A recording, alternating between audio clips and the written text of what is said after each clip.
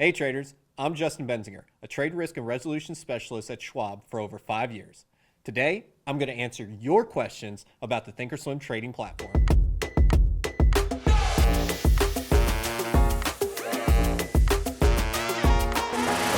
Gary79973 asks, how can I add multiple symbols on one chart to compare on one screen?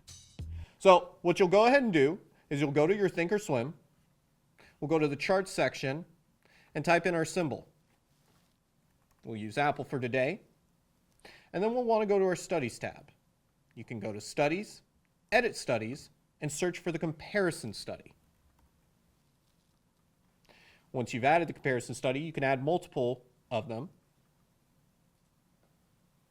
And then you can go ahead and hit the gear on the far right, where you'll then be able to change the symbol that's being compared. In our case, I'll choose NDX.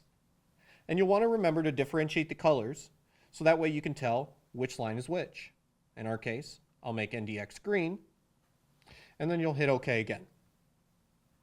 Now, you can tell that our NDX line down here is the green one, and our SPX line is going to be the teal one. Meanwhile, we have the Apple chart in the background. How are stocks found through a scan moved to an existing watch list? That's a good one. We'll go ahead and hop over to our Thinkorswim. We'll go to Scan, Stock Hacker. You can go ahead and set up your own scan here. You can even scan for the results. You can save the watch list as it is. Now, if you do this, it's static. Or you can save the scan itself by going up here next to the fire and hit Save Scan Query. We'll call this DEF for default. We'll hit Save. We'll go ahead and go over here to our watch list and our gadgets. We'll go to Personal, and you'll see anything with this purple circle around it is a dynamic scan. Anything that doesn't is going to be one of the static watch lists we saved. If you go here, it'll upload, and every 3 to 5 minutes it'll rescan. Joe B956 asks, how do I sort the watch list to show the worst performing stock first to the best performing stock last? So what you'll want to do is you go over your Thinkorswim watch list, and you'll use the filters at the top of the headers. Here, you'll see I have the net change column, and you'll see a triangle pointing up and pointing down. If I click once, it'll go ahead and make everything in ascending order. This will mean the most negative stocks will go to the top, and the most positive stocks will go to the bottom. If you click on it again, you'll then get the opposite, and then if you click on it one more time, you'll reset it back to default. Is there a quick way to switch between charts for items in a watch list? I like this one. This is a good question. So you'll want to go ahead and use what we call the link feature. Here, I have my link set to 2. You can change it to any color that you want. Whenever I do this, any chart that is set to this same link feature will go ahead and take the same input that I have clicked in here. You can see my Apple chart is set to link 1. If I click on yellow 2, it's empty. But look here. If I click on the net change for SPX, you'll see that the SPX chart automatically pulls up.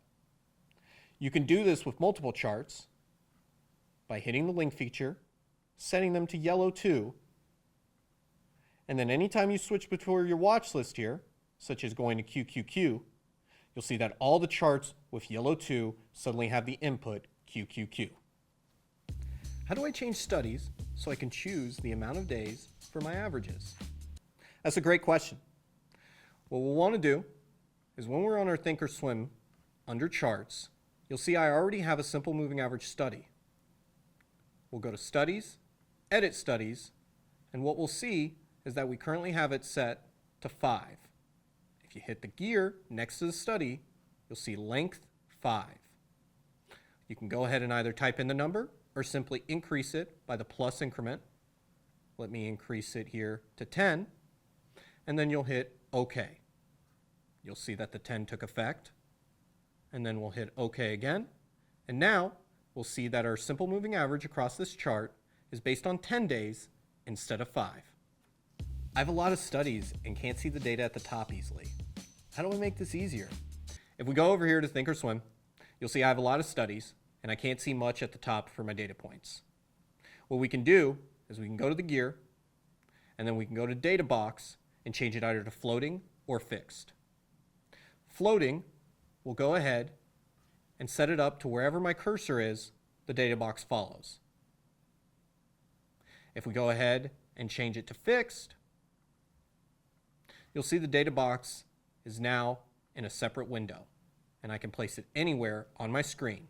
And since it's pinned, you'll see that anytime I click on my Thinkorswim, it doesn't go behind it. It stays on top. I'm traveling a lot. I need to make sure my chart time frame is set to Eastern at all times. How do I do this?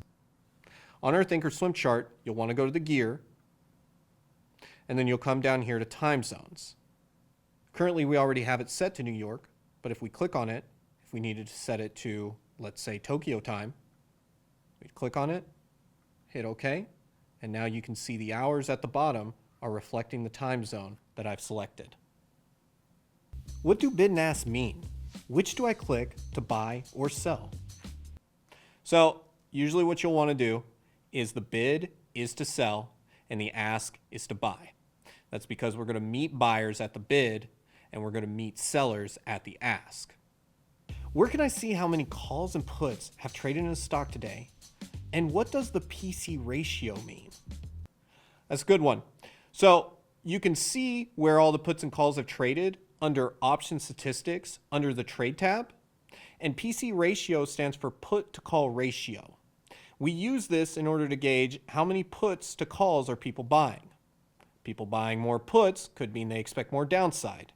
People buying more calls means more expectation of the upside.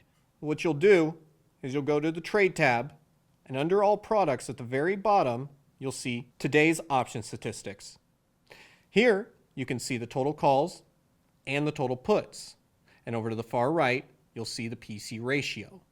How can I see what the open interest is on an option? So in order to find the open interest on an option, we'll head over to our option chain under the trade tab in Thinkorswim. Next to filter and spreads, you'll see over here, I have last X and net change. These are the columns. I'm going to go ahead and click on it. I'll see I got Theo, price, and mark, and right below that, volume and open interest. We'll click on that, open up one of our option series, and you'll see the open interest column right there. If you go down the row, for each strike, you'll have numbers. That's the open interest for that specific strike. These update daily based on the close of the options market the day before. Is it possible to bypass the order confirmation window? Yeah, it's definitely possible to do that. We'll go ahead, go to the gear, we'll go to application settings, and then we'll go to orders. Here, we can go ahead and click away show order confirmation and then apply the settings.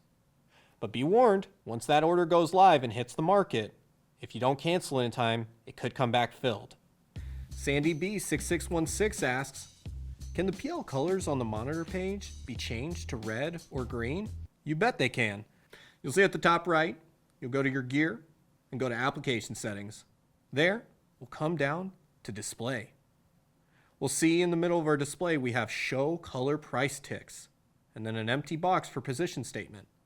We'll go ahead and click that on, hit apply settings, and there you go. You'll see red for down, green for up. Thanks traders for all your questions. We love answering them. Go ahead and check out the Learn tab on Schwab.com. And don't forget to comment below. Happy trading.